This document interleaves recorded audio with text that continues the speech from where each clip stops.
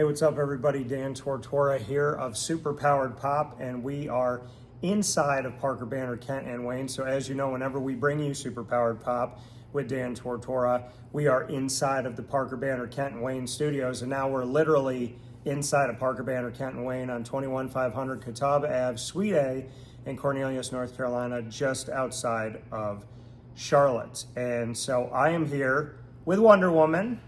Hello.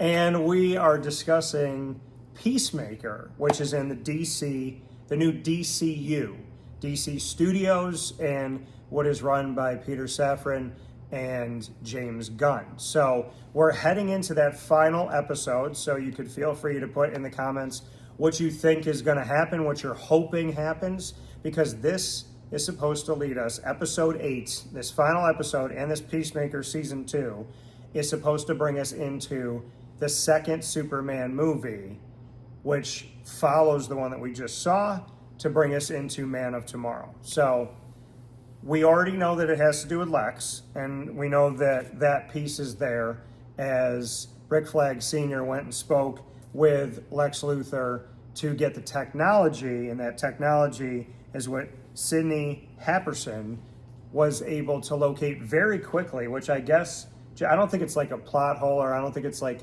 one of those things in a movie where you're like, how did it happen so easily? Was it because they needed to rush it? I think this is to show just how strong Lex's technology is and how advanced he is. So Sidney was able to help in that respect. And so now we're opening up to 99 universes. And as the owner and operator of Parker Banner, Kent and Wayne, Matt Milgren, said, shouldn't there just be 52? And so having 99, I mean, obviously we're not going to see them all, but this last episode, and this is the thing about episodes as well, is that, you know, growing up watching TV, if you were watching a sitcom, right, it's 30 minutes, and it's probably 23 when you were growing up as a kid because they had 7 minutes of commercials. Then at times it was 2010, and then I feel like some of the sitcoms I watched was like 15 minutes of commercials, 15 minutes of show.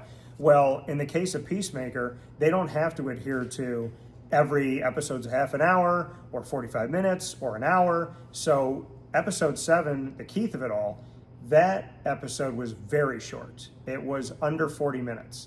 This last one, they said, episode 8, is supposed to bring us to about an hour. And the thing of nightmares that I do not need to see, because it reminds me of The Mist from Stephen King, was the giant spider with the massive skull head of a human being looking up at the sky and screaming out. Why? Because it looks like a nightmare, because nightmares don't make sense. And that thing didn't make any sense. But we know that we at least opened that door. 99 chances, and they had to open that one just to scare me.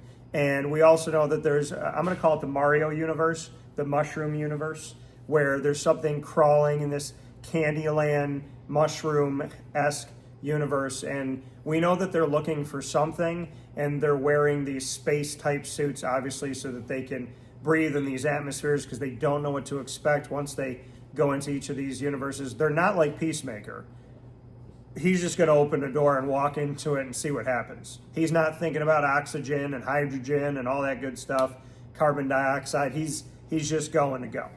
And we know that he has turned himself in, and the technology, this alien tech that he finds with his brother Keith, and obviously with their father, who also plays the White Dragon in Earth 1. And when they find this, we think, at least I did, that they were coming up on a deer, and it ends up being an alien, and the alien says, no, and the father shoots the head off of this alien, and as we know, Augie to be not the nicest human or father figure, but in Earth 2, as the Blue Dragon, he's not as bad as everybody else. In the Earth that we know with Peacemaker, it's like we all have morals and values. My dad lives outside of that, and he's a darker version of humanity. Earth 2, the entire humanity, overcome by Nazism, is a darker version. And so the Blue Dragon and Augie is actually a lighter version of things. And in an ironic way, a lighter version being a white dragon, even though the white dragon was bad in Earth 1. As my dad said as a prosecutor, he said he was happy to wear the white hat, right? That's supposed to be standing for good out of darkness. And so there's the irony of the white dragon being bad, the blue dragon not being so bad. But when we get into this show and we get into Earth 2, Matt brought up that Earth 2 is Earth X from the comic books, but it's too familiar to the people that read the comics that this would have given it away. A Nazi universe where Nazis have taken over. And the first thing that this reminded me of when we see later on in season 2 of Peacemaker, as we see Peacemaker unravel the American flag and we see that there's the swastika on it, that brought me to the Amazon Prime show, Man in the High Castle, which very much had Nazis win with Japan. They split up the United States after World War II, and we do see an American flag with a swastika on it, which is creepy and terrifying, especially to someone like myself whose grandfathers or great uncles fought in World War II, so that didn't happen. Now, we know that there's concentration camps in Earth 2, aka Earth X. We don't see them, thank God. And we know that the brother Keith has grown up to be a darker version of maybe what Keith would have been if he was alive in Earth 1. And we know that Peacemaker is a darker version of himself. So they flip-flop with their father. And Amelia Harcourt, she goes to kill Keith because she doesn't want the loose end of him coming after Peacemaker. And she is unable to do it because she gets shot at. And then we see the vigilante of Earth 2 have a wonderful kick that shuts the door on the universe. And so we know that this is going to lead to the origin story of Captain Triumph.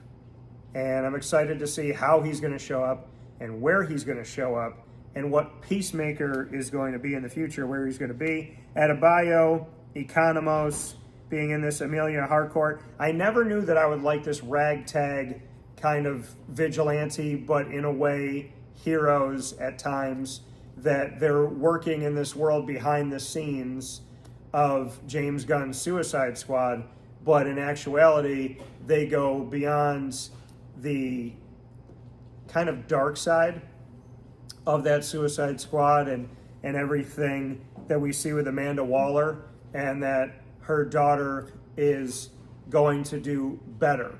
And then Economos and Amelia Harcourt, in the preview of this final episode of season 2, talk about the fact that Amelia brings up and says, like, when have we essentially ever gone to do anything for the good of anything, like for the good of anybody? So what is the nefarious reason that Rick Flag Sr. is going into all of these universes? Is he trying to essentially help Lex in a way by getting rid of metahumans, by finding something to fight Superman, by getting a character or characters that can work for the government? Is he looking for another version of his son? And we know that there's a version of his son in Earth 2 that is more of a scaredy cat, but with all of the Mein Kampf copies that we see on the desks there's the notion that this version of Rick Flag Jr. is also a Nazi or sympathizer, or maybe too afraid that he's just working within it, whether or not he necessarily agrees with it. But the bigger picture is seeing Lex Luthor, seeing Sid, and what does this all mean? What are we going to find in the universes that we go into? What is it going to unleash? What connection will it have to Superman, Man of Tomorrow?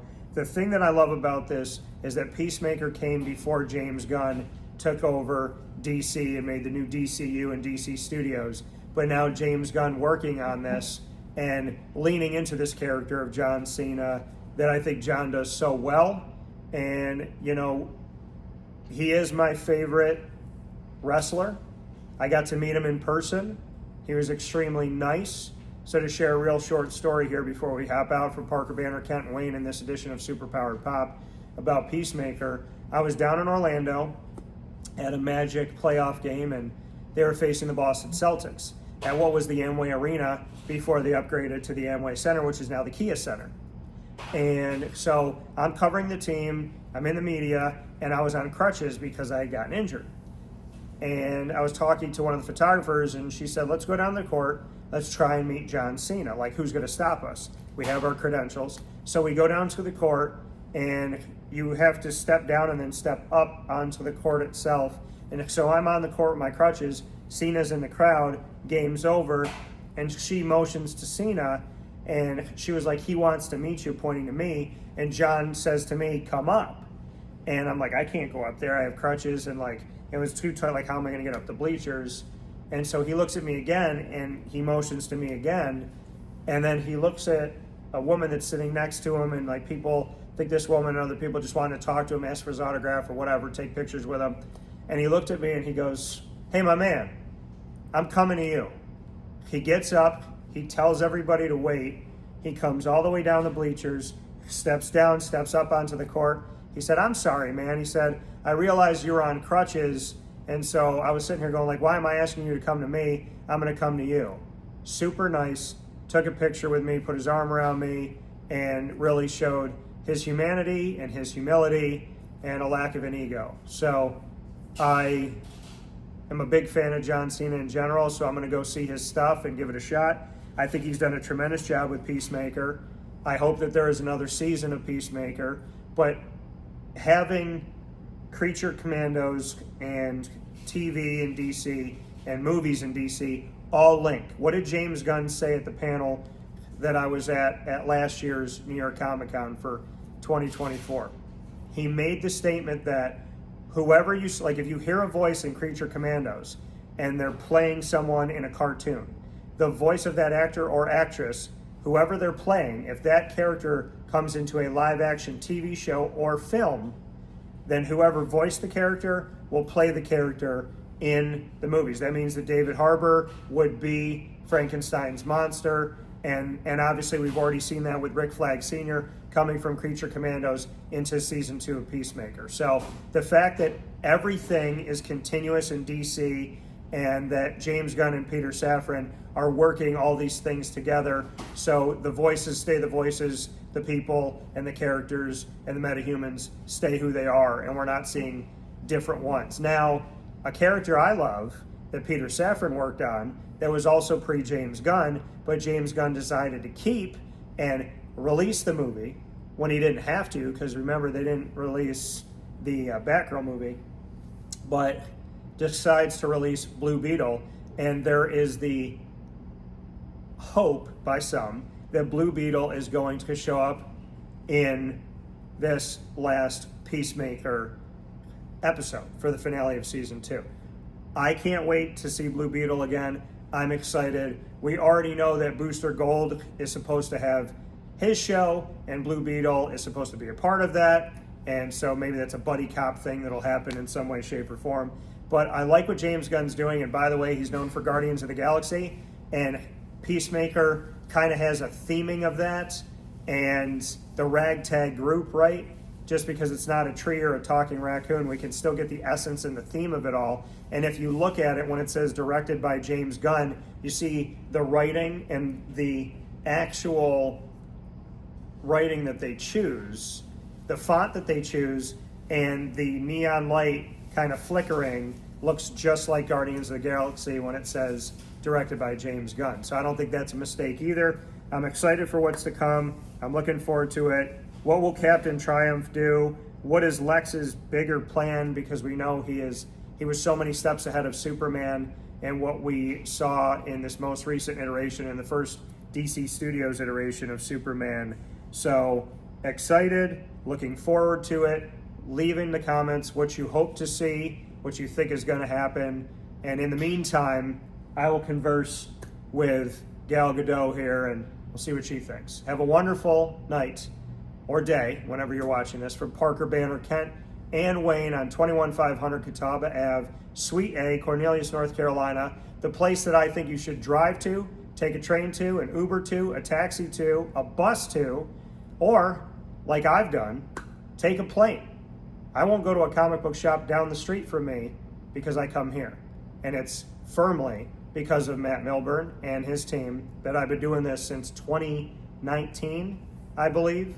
So make sure you come out here to Parker, Banner, Kent, and Wayne. Keep watching Peacemaker, and I can't wait to see what doors open, what universes we see, and if we know anything, James Gunn knows exactly what Marvel Studios is doing and Kevin Feige, and he said, yeah. You got this multiverse saga?